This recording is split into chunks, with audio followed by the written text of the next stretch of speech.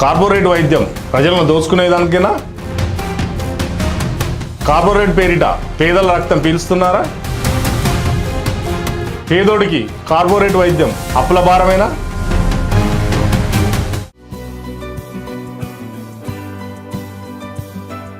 నమస్తే, మీరు చూస్తుంది యువతరంగం, ఇది సమాజాంతరంగం.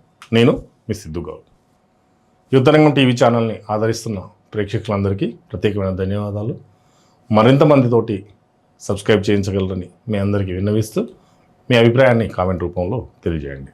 వైద్యం పేరిట కార్పొరేట్ అని ఒక పేరు వచ్చి వైద్యం పేరిట పేద ప్రజల దగ్గర రక్తం పీల్చుతున్నారు కార్పొరేట్ వైద్యులు. కార్పొరేట్ వైద్యం అనేది కమర్షియల్ వైద్యంగా మారింది. కార్పొరేట్ వైద్యం అనేది వైద్యం నిజంగా అందుతుందో లేదో తెలియదు, కానీ పైసలు మాత్రం దండుకుంటున్నారనే ఆరోపణలు మాత్రం ఖచ్చితంగా వస్తున్నాయి.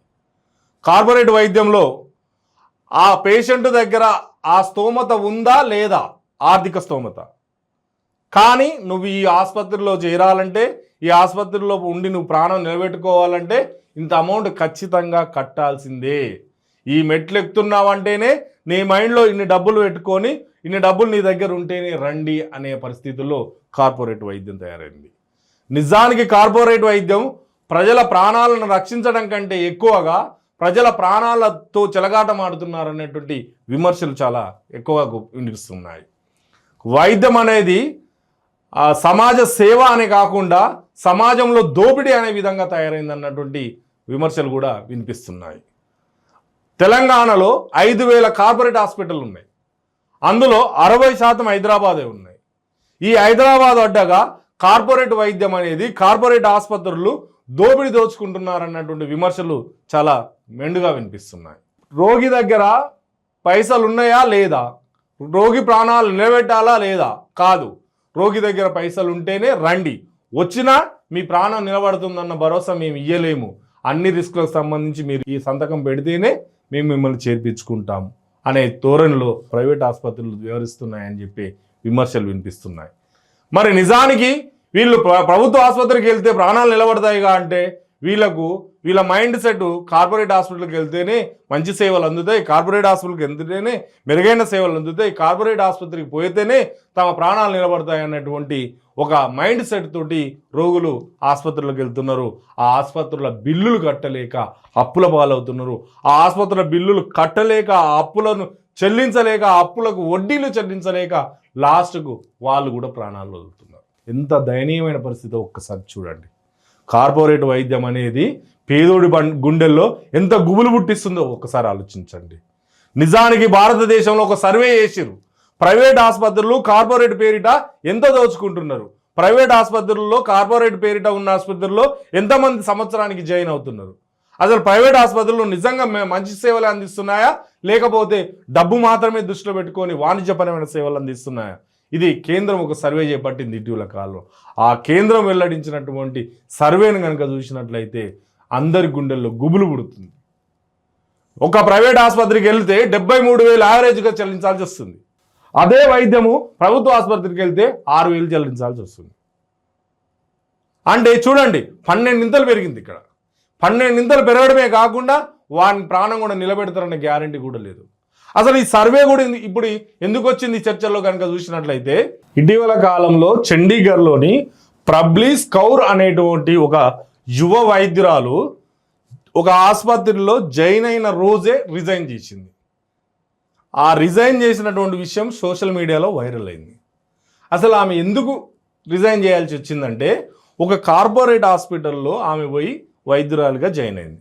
జాయిన్ అయిన తర్వాత అక్కడ పేషెంట్ తోటి ఆమె రోగి గురించి వివరాలు తెలుసుకుంటున్న క్రమంలో వైద్యశాల యాజమాన్యం ఏం చేసిందంటే, మీరు ఇంత డబ్బు కడితేనే ఈ హాస్పిటల్లో జాయిన్ కావాలి, లేకుంటే లేదు అని చెప్పాలని ఈ డాక్టర్ తోటి యాజమాన్యం చెప్పింది. అదేంటి అని అడిగితే, అవును, పేషెంట్లు అనేవాళ్ళు మనకు ఏటీఎం లాంటి వాళ్ళు, వాళ్ళ దగ్గర మనం డబ్బులు ఖచ్చితంగా రాబట్టాలి, వాళ్ళు డబ్బులు ఇస్తేనే మనం వైద్యం చేయాలి, లేకపోతే మనం వైద్యం చేయొద్దు, మనం కరాఖండిగా వాళ్ళకి చెప్పాలి అని చెప్పి ఆ యువ వైద్యురాలతోటి కరాఖండిగా యాజమాన్యం చెప్పింది.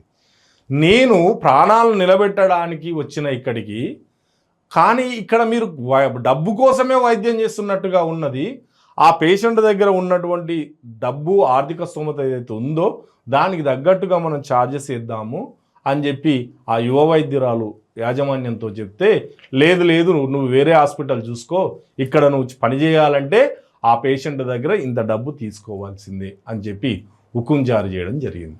ఈ నేపథ్యంలో ఆమె తన ఆవేదనను వ్యక్తం చేస్తూ, నేను వైద్య వృత్తిని నేర్చుకున్నది ఒక రోగి యొక్క ప్రాణాలను కాపాడడం, ఇక్కడికి వచ్చినాక ఈ వైద్యశాల ఇవన్నీ చూస్తే ఆ రోగి దగ్గర డబ్బులు లాగడం అనేది నాకు నచ్చలేదు, కాబట్టి నేను రాజీనామా చేస్తున్నా అని చెప్పి ఆమె అక్కడ రాజీనామా చేసి వెళ్ళిపోయింది.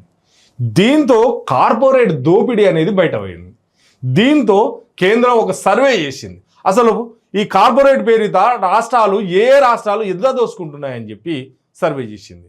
అందులో తమిళనాడు మొట్టమొదటి స్థానంలో ఉంది కార్పొరేట్ పేరిటతో దోసుకుంటున్న రాష్ట్రంలో. తర్వాత తెలంగాణ ఉంది. నిజానికి ఒక కార్పొరేట్ ఆసుపత్రికి పోవాలంటే తెలంగాణలో యావరేజ్గా 52,000 అమౌంట్ చెల్లించాల్సినటువంటి పరిస్థితి ఏర్పడింది. తమిళనాడులో యావరేజ్గా 48,000 వసూలు చేస్తున్నారు. ఏపీ ఢిల్లీలో చూసినట్లయితే 42,000 యావరేజ్గా వసూలు చేస్తున్నారు. మహారాష్ట్ర కేరళ చూసినట్లయితే 41,000 వసూలు చేస్తున్నారు. ఉత్తరాది కంటే దక్షిణాది రాష్ట్రాల్లో కార్పొరేట్ పేరిట దోపిడీ చేస్తున్నారు అనేది ఇక్కడ ఈ సర్వేలో తేలింది. అయినా జనాలు ప్రైవేట్ ఆసుపత్రికి వెళ్తున్నారు. నిజంగా ప్రభుత్వ ఆసుపత్రుల్లో సేవలు అందుతున్నా ప్రైవేట్ ఆసుపత్రికి మొగ్గు చూపుతున్నారు. జిల్లాకో మెడికల్ కాలేజ్ ఉంది, జిల్లాకో ప్రభుత్వ ఆసుపత్రులు ఉంది, అక్కడ ఉచితంగా సేవలు అందుతాయి, లేదంటే నామినల్ టెస్టులు జరుగుతాయి. కానీ ఇక్కడ ఇవన్నీ పక్కకు పెట్టి కూడా ప్రైవేట్ ఆసుపత్రులకి వాళ్ళు జనాలు వెళ్ళడం వల్ల ఆ దోపిడీ అనేది మరింతగా పెరిగిపోయింది. ప్రసూతి సౌకర్యాలను కనుక చూసినట్లయితే ప్రభుత్వ ఆసుపత్రుల్లో మెండుగా ఉన్నాయి, అయినా లక్షల రూపాయలు ప్రైవేట్ ఆసుపత్రులు పెట్టి డెలివరీ చేయించుకుంటున్నారు. ఇలా ఏ సెక్టార్ను చూసినా వైద్యంలో దోపిడీలు పెరిగినాయి. ఆ దోపిడీకి ప్రజలు వచ్చే తాకిడి కూడా ఎక్కువ కావడంతో కార్పొరేట్ వైద్యులు కమర్షియల్గానే చూస్తారు తప్ప వైద్యాన్ని ప్రజాసేవలు చూడడం లేదు. కాబట్టి ప్రజల యొక్క రక్తం పీలుస్తున్నారు. ప్రజల దగ్గర ఉందా లేదా అని కంటే ప్రజలు అప్పు చేసిరా లేకపోతే వాళ్ళు ఏం చేసిరా అని కంటే వాళ్ళ దగ్గర డబ్బు ఎలా లాగడం అనేది చూస్తున్నారు. కాబట్టి ప్రభుత్వాలు, రాష్ట్ర ప్రభుత్వాలన్నీ కూడా అవసరమైతే కేంద్ర ప్రభుత్వం ఈ సర్వే చేసింది కాబట్టి కేంద్ర ప్రభుత్వమే ఒక చట్టాన్ని తీసుకొచ్చి ఏ వైద్యానికి ఎంత, అసలు ఏ వైద్యానికి ప్రభుత్వ ఆసుపత్రి ప్రైవేట్ హాస్పిటల్కి వెళ్ళొచ్చు, ప్రభుత్వ ఆసుపత్రిలో ఉండాలి. నిజానికి ప్రతి ప్రభుత్వం కనుక వైద్యాన్ని ఉచితంగా అందిస్తే అంతకు మించిన భాగ్యం ఇంకోటి లేదు. కానీ ప్రైవేట్ ఆసుపత్రులతోటి ప్రభుత్వాలకు ఉన్న సంబంధాలను, లేకపోతే ప్రైవేట్ ఆసుపత్రులకు ప్రైవేటు వ్యక్తులకు మధ్య ప్రభుత్వానికి ఉన్న సంబంధాలతోటి ఈ కార్పొరేట్ ఆసుపత్రులు అనేది విచ్చలవిడిగా పెరిగిపోయినాయి. ఆ విచ్చలవిడిగా పెరిగిపోయి ధనార్జనే లక్ష్యంగా, సమాజ సేవ కంటే ప్రాణం కంటే ముఖ్యంగా ధనార్జనే లక్ష్యంగా వ్యాపారాన్ని మలుచుకుంటున్నాయి. అందుకే కేంద్ర ప్రభుత్వం కొన్ని మార్గదర్శకాలను విడుదల చేయాల్సినటువంటి అవసరం ఉంది. వైద్యం అనేది సామాజిక స్పృహ కలిగి ఉండాలన్నటువంటి నిర్దేశం చేయాల్సినటువంటి అవసరం ఉంది. వైద్యం అనేది ప్రాణాలు నిలబెట్టాలి, ప్రజల దగ్గర ప్రాణాలు పొయ్యేలా డబ్బులు వసూలు చేయొద్దు అని చెప్పి కొన్ని మార్గదర్శకాలను విడుదల చేసినట్లయితే ఈ కార్పొరేట్ దోపిడీ ఏదైతే ఉందో దానికి ఒక అడ్డుకట్టగా తగలడానికి అవకాశం ఉంది.